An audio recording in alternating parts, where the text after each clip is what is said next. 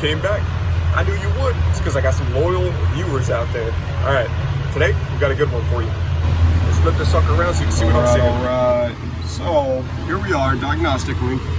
We're looking at SCR heater number 5, circuit failed open, 5488-5. All right, when that happens, yeah, you're gonna get some NOx codes.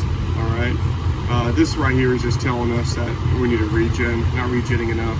But the main one we're looking at is this SCR heater number 5, circuit failed open. Why is that coming active?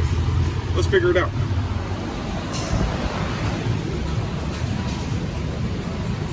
Take a little walk around.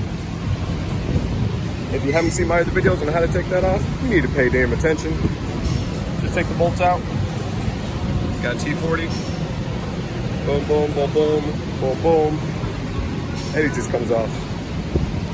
Go right to our SCR heater, which is both the DEF lines. Right, we got 5 and 6 over here. Returning supply to the DEF doser. And we're gonna inspect the wiring right here. A lot of times they tend to rub. We're looking for any cuts or corrosion. If I don't see them right here, I'm gonna open this up and check the backside. But you can see right here, you can see it's been rubbing and I got corrosion in there. So here's what's gonna happen. If I have room, I'm gonna go ahead and repair the wire. Say if it was over here, but if it's too close to the connector, like this one is, it's way too close to this connector here, I'm not gonna be able to repair this one. So in this case, I'm just gonna need to replace both these lines. If I'm gonna do one, I'm gonna go ahead and do the other. Just make it easy, because they're both in this heat shielding anyway, and I'm not gonna fight this. So they're gonna get 2 brand new lines. We're gonna make it easy. And what they do is they just travel in, they go through here, go underneath the frame rail, go in between the cross member, and over to the pump. All right, here we are underneath the vehicle. You can see where it's coming from. There's the DEF doser. The line comes right up here to this cross member. It goes on the inside of it, across the drive line, and it comes down right here, going right to this pump. So we're gonna take off that cover, and then the other line is gonna travel upward and go to the top of the DEF header unit. I don't know if you can kind of see that over there. Probably not. All right, but anyway, one goes here, one goes up top. So this is gonna be really hard for you guys to see, but we're gonna make it happen. All right, so we are underneath the vehicle and we are looking at the DEF pump. So right here, we have the line that is going to be disconnected, the line that's traveling up. What I did here is I just went ahead and cut all the zip ties. There is just a lot of zip ties all the way around. Zip ties, zip ties, zip ties. Plenty of things to cut you. So you better be careful under here. Them suckers get sharp, end up bleeding like crazy. All right, so there's the DEF doser. Like I said, there's just a couple of pull downs, like one right there, one right here. This one just has zip ties all over the place. Cool, got all that loose. Now just go ahead and squeeze these in. Sometimes you gotta work with them a little bit, play with them like little nipples right here. Squeeze the nipples, move the line a little bit, and you can go ahead and disconnect that. The other line is going right up top to the header unit. So go ahead and disconnect that from the top of the header unit, which you can definitely see in one of my other videos. If you haven't seen that, well, then you guys need to step your game up and stop wasting time and start watching some damn videos.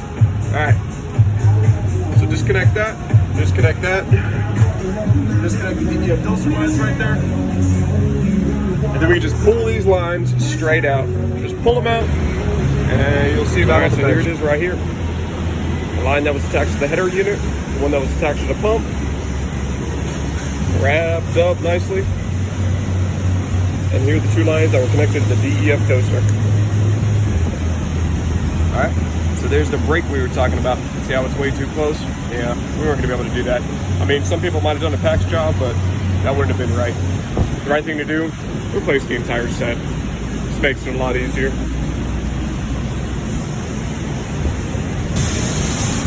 So here we are. We got the heat rot shielding. Easy enough, it comes with a sticker. You just put the lines in there. We got the 2 new lines. Here's the part number, heater number 5. And DEF line, heater number 4, part number. That's what they look like. A couple of connectors. Nice long routing. Looking good, right?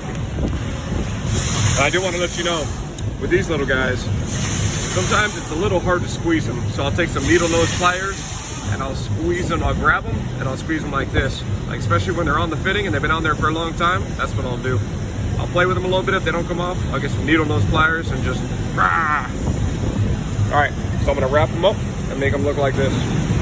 Just a lot better. All right, so there it is. So it does have tape on it, but the tape was crappy, probably due to weather. It's not sticking so well anymore. So I just went ahead and put zip ties. I put it right after the wiring right here. If I try to cover them up, it's just gonna rub through them again. I'll secure them good when they go back into place. So we're looking good. Just need about halfway just to get past the cross member. The rest of it has got a right place to go. So that's it. Now we can put it in place. All right, welcome back. As you can see, lines are on. Got the butterfly ties on there, nice and secured. I got the original clamps back on there. Secured down. Lines go up. Let's send this guy around. Oh, whoop. I don't know how many times you're gonna hit your head under here. All right, I got it going above the cross member, above the drive line there. All right, secured. One going to the pump. I got the cover back on. One going above. I'll show you where it goes.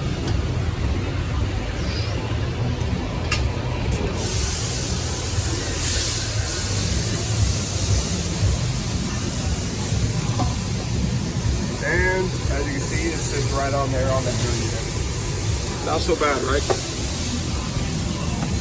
So, while I'm here, I like to go to my diagnostic link program, after treatment, and ADS self-check, just to make sure that nothing is leaking once I got it all installed.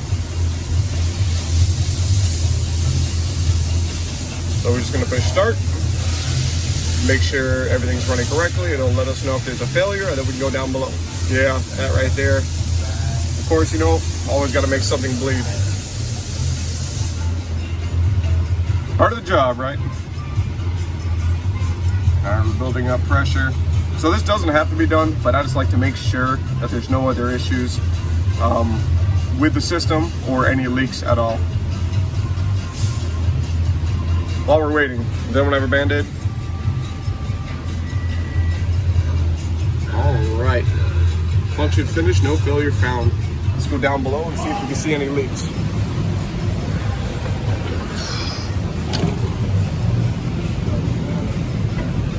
All right, nothing leaking from there.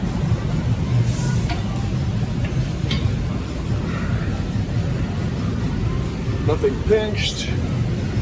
And nothing leaking from there. Beautiful, that's just what I want to see. So that's it. That's our fantastic video. So that's it. That's our fantastic video for you guys. You saw what we did, a little bit of troubleshooting there. You saw what code we had. Now, if you guys do have those SCR line heater codes, that's the first thing I'm gonna look for is rubbed wiring. That is most likely the issue. You know, I'd say 90% of the time, it's the rubbed wiring, corrosion getting in there, something bit through. Very rarely it is the heater, but that does happen. I've had quite a few of those heaters and the DF lines just go bad, but just not as often. You guys have any questions? Let me know. Stay safe, stay hustling out there.